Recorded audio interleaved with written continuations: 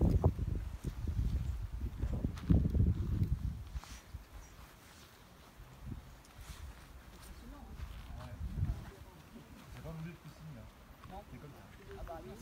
comme sur les côtés, comme à l'arrière. Il y avait de la terre par-dessus les pierres, non, à l'origine? Non, les pierres étaient à... D'accord. Pas de terre. Évidemment que la nature est plus forte que nous. Le vent apporte de la terre, de l'herbe et de l'arbre qui pousse par-dessus. Mais à l'origine, ces monuments étaient en pierre sèche. Bien, donc là nous sommes devant le cairn. Le cairn, vous l'avez compris, un tombe ouverte. Le couloir, et ce couloir unique central mène au dolmen, à la chambre des morts. Ici, un seul couloir, une seule chambre. Souvent ces cairns ont des architectures internes diverses et variées. On peut avoir dans un même cairn plusieurs couloirs menant chacun à une chambre. C'est le cas de Barnénaise dans le Finistère. 11 couloirs, 11 chambres. Près de 100 mètres de long. Façade, fait de cette partie de comparaison 25 mètres. On peut un couloir tout seul, mais avec des dolmens sur les côtés. Ou un couloir séparé. Et en fait, nous appelons la découverte.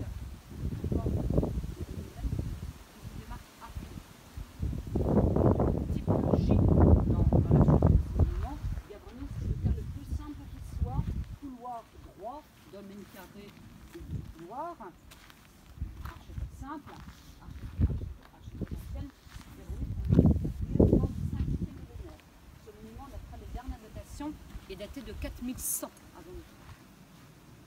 Nous sommes bien avant nos pyramides. C'est du caire 2006. Alors on appelle ces monuments des cairns à degrés. Ces pierres sèches, vous les voyez, sont étagées en parements, en gradins, différents paliers, ce qui permet une meilleure assise du monument. Ces pierres sèches, elles tiennent toutes seules, posées les unes sur les autres. Aucune maçonnerie interne, pas de sable, pas de terre, pas de mortier. Et ces pierres, elles sont faites pour être vues, quotidiennement perceptibles par tous, dès le néolithique, jamais de terre ou d'herbe par-dessus. Donc cette façade, telle qu'on la voit aujourd'hui ensemble en ce moment, après fouille et restauration, eh bien nos hommes de la préhistoire la voient exactement comme nous. Un monument imposant, mais nous allons voir à l'intérieur, c'est petit. Il y a un contraste saisissant entre la masse externe et la petitesse de l'architecture interne. C'est constant, c'est récurrent dans tous les mégalithes, c'est toujours très petit à l'intérieur. Alors avant d'entrer, nous avons ici à Gavronis, c'est un cas assez complexe, nous avons affaire à du réemploi, de la récupération. Il s'agit principalement de la dalle de couverture de la chambre qui pèse 17 tonnes, ce qui n'est pas rien. Alors comment savons-nous que c'est de réemploi? Par hasard, en 1986, après la restauration de cette façade, les archéologues ont voulu connaître l'épaisseur de cette dalle de couverture. Le seul moyen pour eux de la connaître, c'était d'entrer par le haut, par le sommet du monument, qui présentait une cavité verticale naturelle faite par le temps. Ils sont descendus, ils sont fait un passage, ils sont arrivés au-dessus de la dalle de couverture, dans la masse du cairn. Il a contribué sur cette pierre des décorations figuratives, mais invisibles d'eux-mêmes au-dessus. On ne les verra pas. Alors bien sûr, surprise, pourquoi de la part de ces bâtisseurs du mégalithe cacher la décoration? Ce n'est pas logique. Et les archéologues ont fait leur rapprochement très vite avec l'ensemble mégalithique de Lokmaker, le cairn de la table des marchands. Lorsque nous sommes dans le dolmen de la table des marchands, cette dalle de couverture, on la voit. Et lorsqu'on la regarde de près, on voit de très beaux dessins figuratifs. Que voit-on? Une crosse, quelque grosse, autre chose, une hache emmanchée et un bovidé. Mais ce bovidé n'est pas entier. Il manque le sommet de cet animal.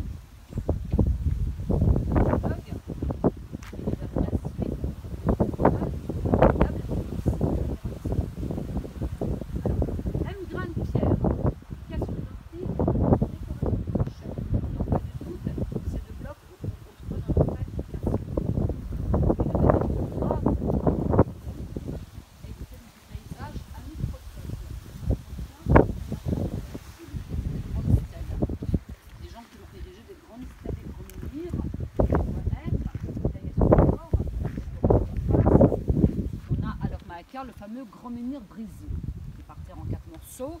Il était debout à son époque, 20,50 m de haut pour un poids de près de 300 tonnes. Et on le sait, ce grand menhir n'était pas tout seul. Il était le chef de file d'un alignement d'autres grands menhirs, d'autres grandes stèles, 18 autres, puisqu'on a retrouvé les 18 fausses de calage lors des fouilles menées à Locmaker. Donc on imagine une file de grandes pierres, de grands menhirs, debout à Locmaker, avant cette génération de nos mégalithes. On se met à la place de nos bâtisseurs de ces grandes tombes, eux ils arrivent dans ce paysage plus tard, quelques siècles après. Ils commencent à construire ces grandes tombes, ils ont besoin pour cette cause de grosses pierres, de gros blocs. Bon, la tentation est grande, ils voient ces grandes pierres debout à Locmaker, que font-ils? Je pense que vous le devinez, ils vont abattre ces grandes pierres pour récupérer les morceaux cassés à des fins de réemploi. Donc on casse pour récupérer. Se pose bien sûr le problème du transport. Comment cette pierre de près de 20 tonnes a-t-elle pu voyager de Locmaker jusqu'ici? Elle est venue, forcément, par quel moyen? On l'a dit tout à l'heure ensemble, nous étions ici sur le continent, donc pas d'eau. Nous avions malgré tout sur cette terre 3 petits cours d'eau, 3 rivières, dont la rivière de Vannes qui passait bien sûr devant Gavronis et à plus forte raison devant Locmaker. Alors on présume bien sûr que ces hommes auraient confectionné de Locmaker pour Gavronis un grand radeau, 14 mètres d'envergure, 60 billes de bois sera nécessaire à la protection de ce radeau. Sous le radeau, d'autres trous d'arbres ont été croisés sur au moins 4 mètres d'épaisseur. Et la pierre de près de 20 tonnes, non pas sur le radeau, ni même en dessous, mais dans la masse du radeau, dans l'épaisseur du radeau. Elle leur est servie de quille de dérive. Donc une force motrice, on profite d'un courant de rivière, une force motrice en plus, et on arrive au pied de la colline de Gavronis. Et là, il faut hisser cette pierre jusqu'au sommet de la colline, et nous sommes montés pour venir. Donc le système des rondins de bois, posés sur des troncs d'arbres, pourrait permettre de faire avancer la pierre. Tout ce qui est cordage, on sait faire, on a tout dans la nature, ce qu'on a encore aujourd'hui, racines de lierre, fibres végétales, écorce d'arbre. Donc voilà comment cette pierre aurait peut-être pu voyager de Locmaker jusqu'ici. Vous avez compris, messieurs, dames, cette histoire de réemploi? Ouais. La rivière, c'est la marée qui a fait... Oui, on avait déjà des marées. Dans ce sens et dans l'autre. Bien. On va y aller. Gavronis, vous le savez, est un monument atypique, exceptionnel par la richesse de sa décoration. Tous les piliers du corps de la chambre, quasiment tous, sont gravés. Une décoration qui dépasse l'imaginaire, une décoration qui n'est pas figurative, une décoration à laquelle nous, on ne comprend pas grand-chose. On a une très belle phrase de Mérimée, l'homme de lettres, mais aussi le second inspecteur des monuments historiques en France. Mérimée vient à Gavronis en 1835. Ce monument, le classe par l'État, il a une très jolie phrase pour qualifier Gavronis, que je vous livre de sa plume. Gavronis, c'est quoi? C'est une série de lignes droites, courbes, brisées, tracées et combinées de 100 façons différentes. Cette phrase, à elle seule, très belle, très simple, très courte, résume très bien l'art de Gavronis. Et c'est ce que chacun ressent encore aujourd'hui en visitant Gavronis pour la première fois. On est tous surpris, on ne peut pas l'être, par cette débauche de lignes dans tous les sens. Alors, y a-t-il un code, un message, un idéogramme? On n'en sait rien. Peut-être, peut-être pas. Nous, on n'est pas dans le mental, dans le schéma de pensée, dans la tête de ces hommes de la préhistoire. Donc, on s'interdit d'affirmer quoi que ce soit. On n'a pas le droit, on se tromperait et on trahirait ce que ces hommes auraient vécu. La meilleure carte de visite, c'est bien sûr l'humilité, la sagesse. On va se contenter d'admirer et d'observer ces choses. Nous sommes dans l'inconnu. Donc la plus grande prudence s'impose. Même les archéologues sont démunis face à cette taille. Alors nous sommes nombreux, donc comme à chaque fois, messieurs, dames, nous divisons le groupe en deux. Vous devez être 21, à ce que je sais. Donc deux groupes homogènes, un groupe de 10, un groupe de 11. Un premier groupe avec moi, l'autre moitié du groupe. Je vous invite à faire le tour du monument. Vous avez largement le temps et rendez-vous dans 10 bonnes minutes devant la façade du Carne et puis ensuite nous ferons l'inverse. Voilà, donc un groupe de 10, on commence par voilà, 10. Pas plus. Un quart d'heure à peu près. Alors avant d'entrer, pas simple. Ah, ils avaient mis de la lumière, hein, ils avaient pensé à nous. Alors on rentre pas, non, attendez messieurs, dames. C'est dangereux, ne rentrez pas tout seul. Alors, avant d'entrer, messieurs, dames, juste quelques consignes de sécurité. On baisse la tête, le plafond est bas. D'autre part, le sol est inégal. On a des trous, des bosses. Donc on fait aussi attention où on met les pieds. Et surtout, on ne touche pas aux pierres. Hein. On regarde sans toucher. Voilà, donc on y va tranquillement. Ah. Voilà. Là, je passe devant pour vous éclairer. Là, faites attention, là il y a un seuil, ça monte et ça redescend. Ok. Ça glisse un petit peu.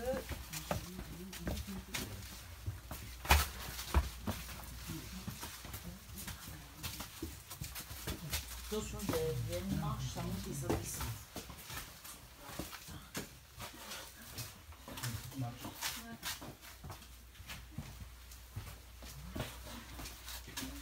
Alors, dans le dolmen, on va se mettre sur les côtés, à droite et à gauche. Là et à côté de moi. Pas au fond ni au milieu. C'est pour vous, c'est pour une meilleure vision des gravures. Bien sur le côté. Là, vous êtes trop de, voilà, sur les côtés. Sans Monsieur, le voilà, mur. parfait. En face de moi. Alors, pas au fond ni au milieu. Pas au fond. Voilà. Par ici. Bien sur les côtés, sans vous adosser bien sûr au pilier. Voilà, on s'arrête là, on est assez nombreux. Bien, donc là nous sommes dans le dolmen. Ce domaine, vous l'avez compris, hein, c'est la chambre funéraire. Là nous sommes au cœur, au centre de cette montagne de pierres sèches.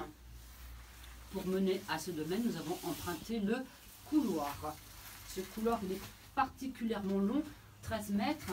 C'est un long couloir. Dans la plupart des cairns, la longueur du couloir dépasse rarement 5 à 6 mètres. Donc là, on a plus du double. Et ce couloir nous offre un plancher en pierre, ce qui est rare aussi. Dans la plupart des cairns, c'est de la terre. Hein. Donc là, ce n'est pas la roche-mère. Ces pierres ont été posées délibérément par ces bâtisseurs. Et dans le domaine, une grosse dalle en pierre d'un seul tenant. Quelle que soit la nature du sol, les morts ne sont pas enterrés, posés par terre à même le sol. Combien de morts dans ces tombes collectives? D'après nos archéologues, beaucoup, une quinzaine. On les enlève à l'état de squelette, on en remet d'autres, et ainsi de suite. Ces tombes servent très très longtemps, sur 1 ou 2 millénaires. Alors, voici la dalle de couverture, hein, c'est elle, vous le savez, qui a voyagé de Locmaker jusqu'à Garonis, 17 tonnes, et la décoration, vous l'avez compris, elle se trouve au-dessus, de l'autre côté, sur la face supérieure. On ne la voit pas. On la voit à Locmaker, on ne la voit pas ici. Preuve que pour ces bâtisseurs de ces tombes, la décoration des grandes stèles antérieures n'a pas d'importance.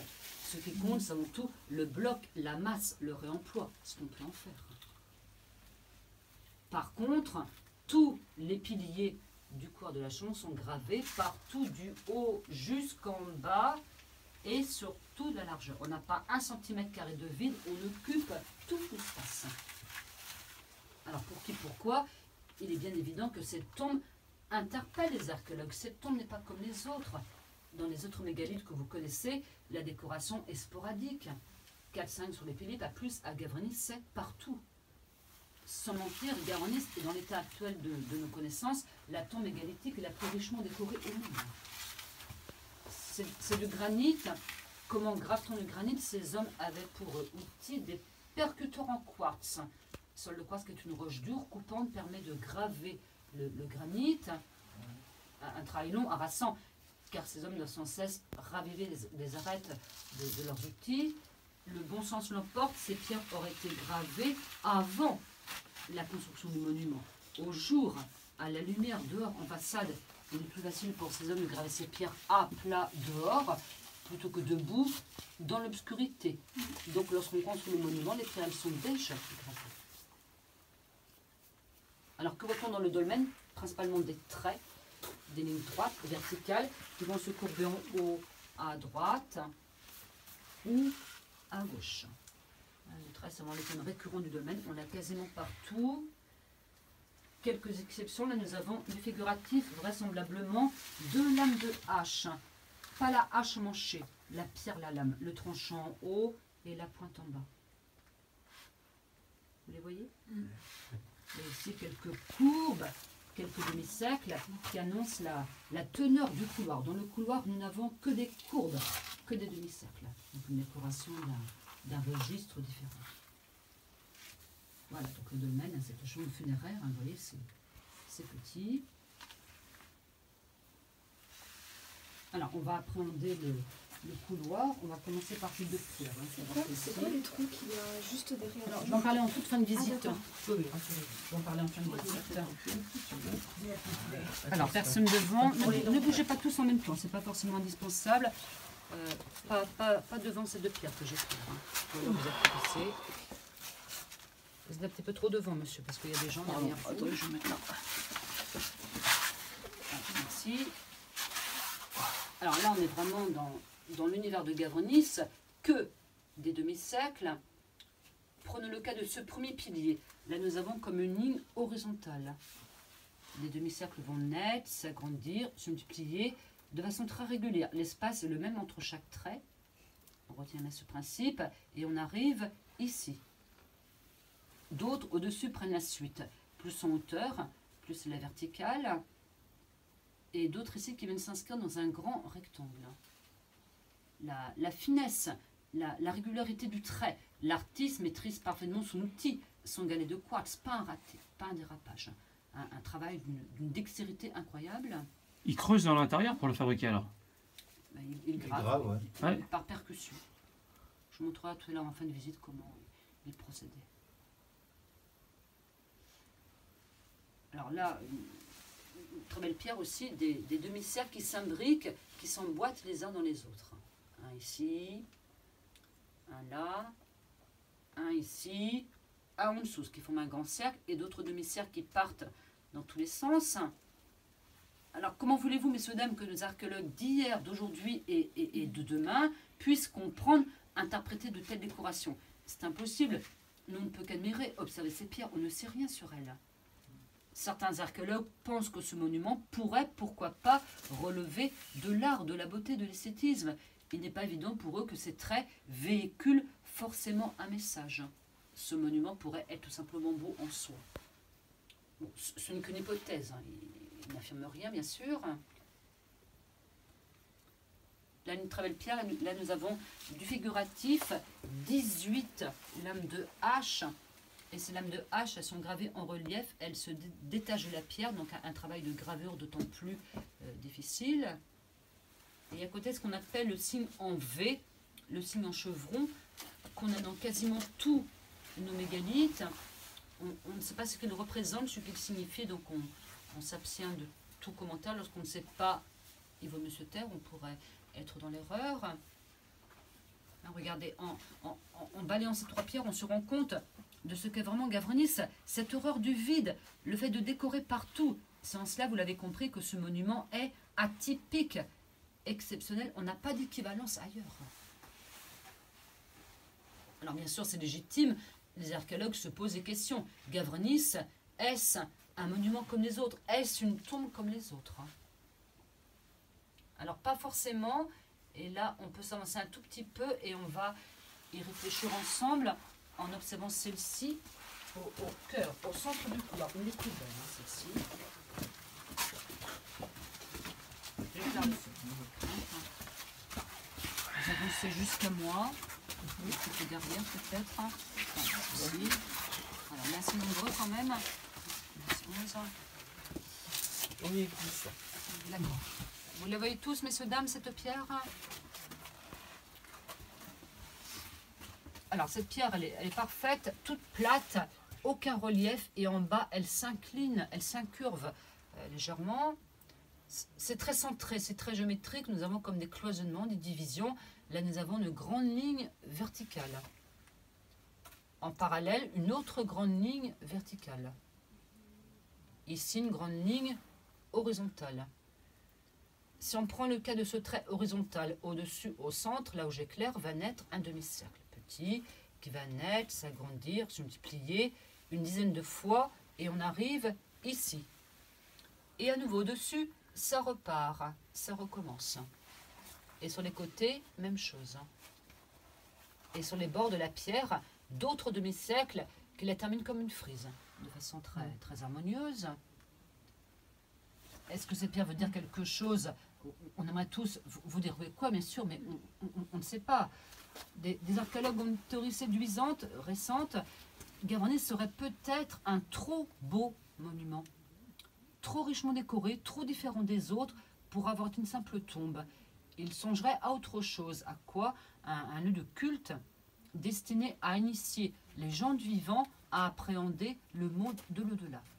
Donc il n'est pas sûr que Gavronis ait été une tombe. Alors ils peuvent se tromper, c'est fort possible, mais ils sont en droit de se poser cette question. Un aussi beau monument, aussi richement décoré pour une simple tombe collective, pour un village lambda du coin, on peut quand même être perplexe. Ce qu'on peut dire sans se tromper, sans réserve, c'est que ces hommes avaient le sens du trait, de la symétrie, de la géométrie, de l'harmonie. Sa personne ne peut le nier. Hein, c'est ça qu'il faut retenir de Gavronis, ce tracé merveilleux que nous offre chaque pierre. Est-ce une tombe? Le doute est permis. On est même dans l'inconnu jusqu'à la fonction du monument. Ça fait comme des spirales un peu. Hein. Oui, chacun peut voir ce qu'il est. Ils n'ont jamais fait un pensée, les archéologues, aux ammonites, qui font des spirales qu'on retrouve justement sur le bord des côtes avec ce genre de motif. Tout un peu. Ils les auraient vus à la préhistoire, les ammonites. Bien sûr. Voilà, l'interprétation. Voilà, Parce qu'il y a quelque chose quand même. Peut-être, peut-être pas. Enfin, moi, dans mon imaginaire, en tout cas. Bah, si vous voulez, oui. Voilà. Ils s'y mettaient à plusieurs. On peut pas parler à leur Est-ce qu'on place. a une idée de c'est une seule Penser à leur personne place. ou c'est plusieurs? Alors, c'est plusieurs artistes apparemment. Plusieurs Oui. artistes. Et Alors, sur chaque un pierre artiste par pierre. Oui, d'accord, Un un par artiste pierre. par pierre. Oui, oui, oui, D'accord. oui. C'est un petit peu ce que les archéologues voilà, On doit pensent. trouver La régularité de la Oui, la chaque, taille. il On s'avère coupe pas, que quoi. chaque pierre offre un trait différent. Donc voilà, un artiste par pierre. Hein. Alors cette pierre, elle est plate, celle-ci moins, celle-ci nous offre un relief, donc par définition le trait épouse le relief de la pierre, donc le trait il est plus lourd, plus grossier, moins fin, moins délicat qu'à côté. Toujours ces demi-cercles et en bas une séparation et en bas du figuratif, deux lames de hache et à côté ce qu'on pense être le signe serpentiforme, en forme de serpent. Là, là et là. Voilà, messieurs, dames, c'est ça, Gavronis, cette combinaison de lignes dans tous les sens. Lorsqu'on pense à ces artistes qui ont gravé ces pierres il y a plus de 6000 ans, avec leurs pensées, leurs croyances, leurs émotions, mais nous, on n'est pas dans leur mental, alors comment interpréter tout cela? Il faut accepter de ne pas savoir. Voilà, je vous laisse sortir tranquillement, prenez votre temps, j'éclaire les pierres sur votre passage.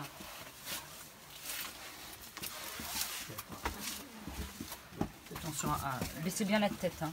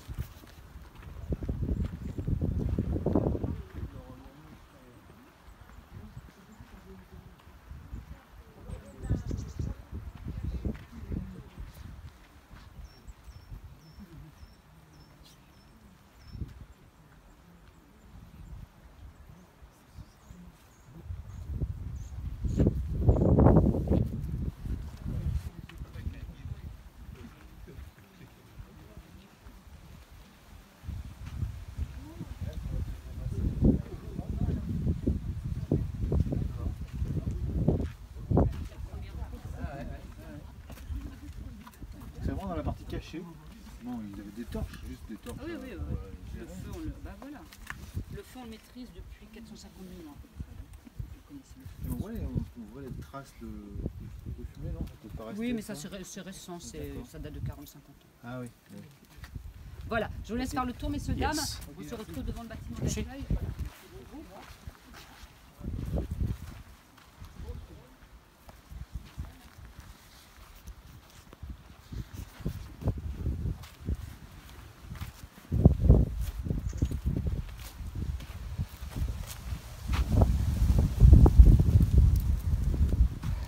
Pour moi, pour moi, il y a un côté spirale.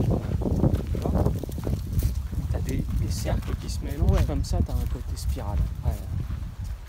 Parce que les ammonites, ils les ont vus dans la terre. Ils les ont vus, c'est des fossiles. Ils les ont obligatoirement croisés. Si on parle de hache, on parle de serpent, j'entends qu'on ne va pas parler de fossilisation, de ce qu'ils auraient pu voir. Pour eux, ça peut être des objets, ils ne comprenaient pas de voir ça aussi à l'époque. Enfin, à un moment, la spirale, fallait bien l'inventer.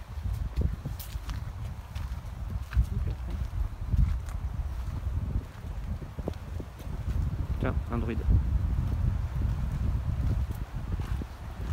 Oh, puis c'est agréable, c'est terre marin.